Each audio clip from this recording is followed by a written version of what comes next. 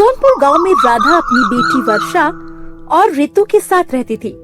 वो बहुत ही गरीब थी। उसका पति एक कार एक्सीडेंट में मर गया था और उसकी बड़ी बेटी वर्षा जो दिखने में काली थी, वहीं दूसरी तरफ छोटी बेटी ऋतु जो दिखने में उतनी ही गोरी चिट्ठी थी। इस वजह से गांव की पड़ोसी नीलम उससे कहती है, बहन जी जरा मेरी बात तो सुनिए बहन जी, हमने तो सोचा ही नहीं था कि आपकी बड़ी बेटी इतनी काली निकलेगी। बहन जी भगवान ने तो दो रंग बनाए हैं, एक काला और एक गोरा। अगर मेरी बेटी काली है तो इसका मतलब ये तो नहीं कि कोई भी उससे शादी ही नहीं करेगा। किसी का तो पता नहीं, लेकिन मैं अपने बेटी की शादी आपकी बड़ी बेटी से नहीं करवा सकती हूँ। अगर आप चाहे तो मैं आपकी छोटी बेटी से अपनी बेटी की शादी कर सकती हूँ। ऐसा कभी नहीं हो सकता कि बड़ी के रहते हुए पहले हम छोटी की शादी करें। ठीक है, जैसी आपकी मर्जी। फिर आप अपनी काली बेटी के लिए कोई और लड़का देख लीजिए, मेरा बेटा तो नहीं करेगा ये शादी। इतना कहकर नीलम वहाँ से चली जाती है, जिसके बाद बेचारी वर्षा बहुत बुरी तरीके से रोने लगती है और अपनी माँ से कहती है, माँ आप मेरी शादी मत कीजिए, मुझे पता है कोई भी मुझसे शादी नहीं करेगा।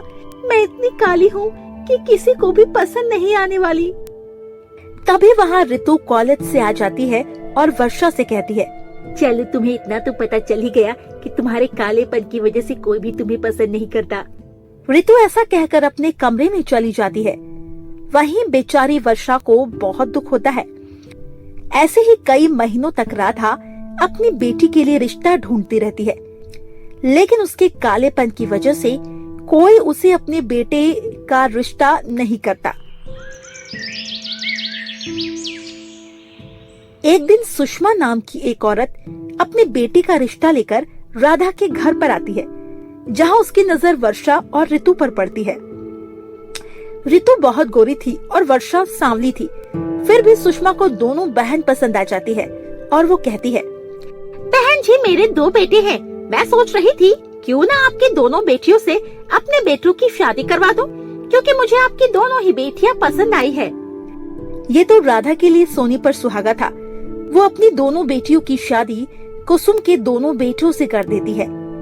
इसके बाद कुसुम अपनी दोनों बहू को घर ले आती है, लेकिन इस बात से ऋतु को बहुत ऐतराज था। उसे अपनी बहन जरा भी पसंद नहीं थी, जिसके चलते वो जब अपनी सास को अपनी बहन से बहुत प्यार से बात करते हुए देखती है तो उसे बहुत गुस्सा आता है। कैसे पसंद आ रही है मेरी सास को मेरी काली कलूटी बहन। इसे तो बहन बोलते हुए भी मुझे शर्म आती है। इसका कुछ तो करना पड़ेगा। ससुराल पर सिर्फ और सिर्फ मेरा ही हक होना चाहिए। उस दिन के बाद से ऋतु अपनी सास के कान भरना शुरू कर देती है।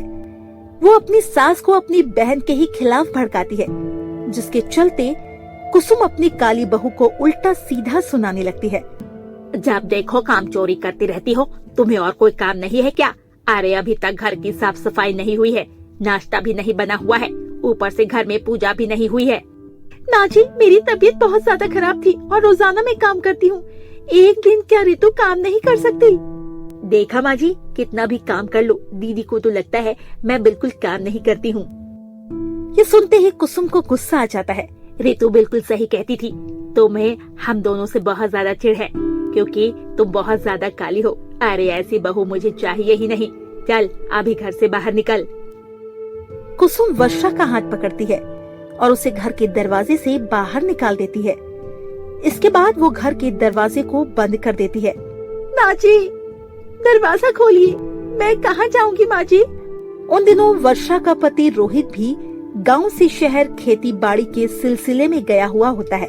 बेचारी वर्षा वहाँ से चली जाती है और चलते चलते उसे टूटी फूटी झोपड़ी दिखाई देती है। अब मैं क्या करूँ? मेरे पास रहने का कोई ठिकाना नहीं है, यहीं पर रह लेती हूँ। वर्षा उस टूटी फूटी झोपड़ी में रहने लगती है, जहाँ उसे एक गणेश जी की मूर्ति दिखाई पड़ती है। गणेश जी की मूर्ति के आगे हाथ जोड़कर वहीं पर वो अपना गुजारा करने लगती है। कई दिनों तक वो भूखी प्यासी रहती है और उसे कोई खाना तक नहीं देता। भीख मांगने से अच्छा उसे काम ढूंढना सही लगता है। वो गांव के जमींदार के घर में साफ सफाई का काम शुरू कर देती है, जिसके चलते जमींदार उसे 2 वक्त की रोटी और कुछ पैसे दे देता है। एक दिन वर्षा अपने आप से कहती है, मैं कब तक इस तरह नौकरी करती रहूंगी? मुझे पार्लर का सारा काम आता है, लेकिन मुझे पार्लर की नौकरी कहीं मिल ही नहीं रही। क्यों ना मैं खुद का ही एक पार्लर खोल लूं? वर्षा पार्लर खोलने के लिए जमींदार से कुछ पैसे उधार ले लेती है, जिसके बाद वो एक छोटा सा पार्लर खोल लेती है। उसके पार्लर में कोई नहीं आता था क्योंकि वर्षा काली थी। इसी के चलते एक ग्राहक बोलती है, कौन जाएगा इस काली कलुटी के पार्लर में? मुझे तो बिल्कुल भी यकीन नहीं होता कि इसके पार्लर में जाके किसी का कोई निखार आएगा। इतनी बदसूरत पार्लर वाले के पास कोई नहीं जाने वाला। तुम ठीक कह रही हो। कौन जाएगा इसके पार्लर में जो खुद का चेहरा ठीक नहीं कर सकती हो? दूसरों को क्या करेगी? चलो हम दोनों यहाँ से चलते हैं। वो दोनों ऐसा बोलकर वहाँ से चली जाती है।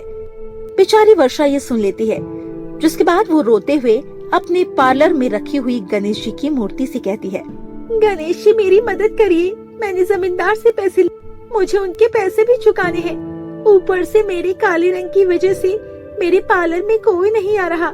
अब मैं क्या करूं? मुझे कुछ समझ नहीं आ रहा। जैसे ही वर्षा इतना कहती है, वह गणेश जी की मूर्ति से गणेश जी ही प्रकट हो जाते हैं। तुम चिंता मत करो पुत्री, मैं तुम्हारी मदद करूंगा। मैं जानता हूँ तुम्हारे साथ जो भी हुआ बहुत गलत हुआ, लेकिन अब आगे तुम्हारे साथ कभी कुछ बुरा नहीं होगा। मैं तुम्हें एक दिव्य शक्ति देता हूँ। लाओ अपने हाथों को आगे करो। वर्षा अपने हाथों को आगे करती है। गणेश जी अपने हाथों से उसके हाथों को स्पर्श करते हैं, जिसके चलते वहाँ एक हल्की सी रोशनी उत्पन्न होती है।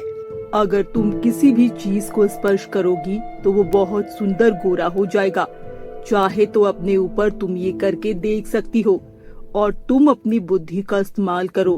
इससे तुम्हें अपने जीवन जीने में कोई समस्या नहीं होगी। ऐसा कहकर गणेश जी वहाँ से चले जाते हैं। फिर जैसे ही वर्षा अपने चेहरे को स्पर्श करती है, वो बहुत सुंदर और गोरी हो जाती है। वो गणेश जी का शुक्रिया अदा करती है। उनके जाने के बाद वहाँ से एक काली सी मॉडल लड़की जा रही होती है। वो वर्षा का ब्यूटी पार्लर देखकर उसके ब्यूटी पार्लर में आती है और कहती है, देखो मेरा कोई अच्छा सा मेकअप कर दो, जिससे मैं थोड़ी सी सुंदर लगूं।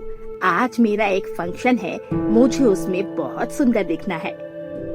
मनीषा ऐसा कहकर कुर्सी पर बैठ जाती है, जिसके बाद वर्षा क्रीम लेकर मनीषा के चेहरे को स्पर्श करती है। इतना करते ही वो बहुत ज्यादा सुंदर और गोरी हो जाती है। जब मनीषा अपने आप को शीशे में देखती है तो वो हैरान रह जाती है। ओह माय गॉड, क्या ये मैं हूँ? मुझे तो यकीन नहीं होता। तुमने तो मेरी काया ही पलट दी। ये सब तुमने कैसे किया? मैं बहुत खूबसूरत लग रही हूँ। मुझे इतना सुंदर बनाने के लिए तुम्हारा बहुत बहुत शुक्रिया। ये लो मेरी तरफ से तुम्हें 10,000 रुपए। मनीषा इतना खुश हो चुकी थी कि वो वर्षा को अपनी मेहनत के डबल पैसे देकर जाती है। वही वर्षा भी बहुत खुश होती है। जिस फंक्शन में मनीषा जाती है, वहाँ उसकी सभी सहेलियाँ उसके गोरे रंग को देखकर बहुत प्रभावित होती है और उससे उसके पार्लर के बारे में पूछती है। पता नहीं कोई नया पार्लर था और वो पार्लर वाली भी सुंदर और गोरी थी। अगर तुम चाहो तो मैं तुम्हें वहाँ लेकर चल सकती हूँ। मनीषा की सारी सहेलियाँ उसके साथ वर्षा के पार्लर में जाती है, जहाँ मनीषा उन्हें भी गोरा करने के लिए बोल देती है। वर्षा एक एक करके सभी को स्पर्श करती है और वो गोरी और सुंदर हो जाती है।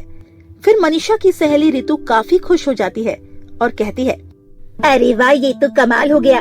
क्या बात है, ब्यूटी पार्लर तो एक जादुई ब्यूटी पार्लर है, जहाँ कोई भी काला जाएगा तो वो गोरा होकर ही बाहर आएगा। फिर क्या था, उसके बाद से वर्षा बहुत ज्यादा पॉपुलर हो जाती है। उसके पार्लर के बाहर लाइन लगी होती है। जब इसके बारे में रितु और कुसुम को पता चलता है तो उन्हें अपने किए पर पछतावा होता है और वो दोनों वर्षा से माफी मांगने उसके पास जाती है। मुझे माफ कर दो बहू, मुझे तुम्हारे साथ ऐसा नहीं करना चाहिए था। हाँ दीदी, मुझे भी माफ कर दो, मैंने भी आपके साथ बहुत बुरा किया। बल्कि आप लोगों ने जो मेरे साथ किया बहुत अच्छा किया। आज आप लोगों की बदौलत ही मैं इस मुकाम पर हूँ। लेकिन अगर आपको ऐसा लगता है कि मैं ये सब छोड़कर आप लोगों के साथ चलूंगी, तो ऐसा नहीं है। मैं कहीं नहीं जाऊंगी। आप लोगों ने मुझे छोड़ा था, एक ठोकर खाकर मैंने अपनी पूरी जिंदगी बदल ली। लेकिन फिर भी अगर आप लोगों को कभी मेरी जरूरत होगी तो मैं आपकी मदद जरूर करूंगी। वर्षा का जवाब सुनकर रितु और कुसुम वहाँ से चली जाती है और वर्षा अपने ब्यूटी पार्लर को अच्छे से चलाती है और खुशी खुशी रहने लगती है। हाँ दोस्तों, आपको कैसी लगी हमारी ये कहानी? हमें कमेंट करके जरूर बताएं और अपने दोस्तों के साथ शेयर करें। अगर आपने हमारी चैनल सब्सक्राइब नहीं किए तो अभी जरूर सब्सक्राइब कर ले। तो मिलती हो आपसे फिर एक नई कहानी के साथ। तब तक के लिए बाय बाय।